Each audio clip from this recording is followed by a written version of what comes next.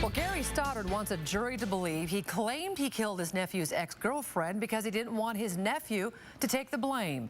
And KXLY4's crime reporter Jeff Humphrey has more on opening statements in Stoddard's trial. And Jeff, quite a change of heart in court today. And Nadine, Stoddard is certainly fighting an uphill battle as he tries to get his jury to disregard the physical evidence that allegedly ties him to the killing.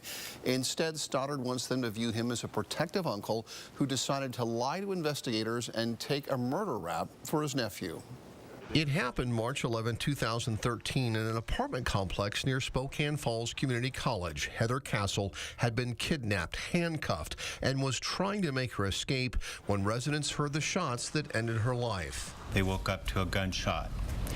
They then heard a blood-curdling scream and another gunshot.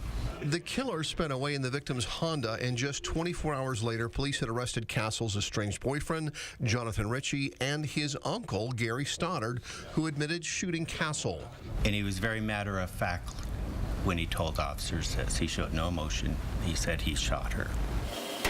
Stoddard then led detectives to his gun, a 9mm that tests later showed to be the weapon used in the killing.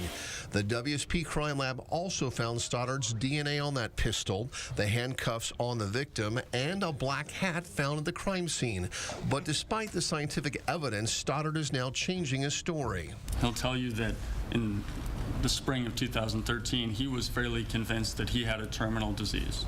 At the time of Cassel's murder, Stoddard says he thought he was dying of pancreatic cancer. And so when he learned that his nephew killed his ex-girlfriend in a fit of jealous rage, Stoddard decided he'd take the blame. He's going to explain to you what was happening, what he was feeling, what he was thinking, and why he made the decision to try and take the rap for a murder he didn't commit.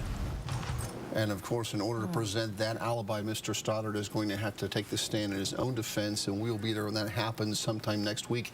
In the meantime, Stoddard's nephew, he is pleaded guilty to rendering criminal assistance, but police do not think that he was the fella that fired the fatal shots in this case.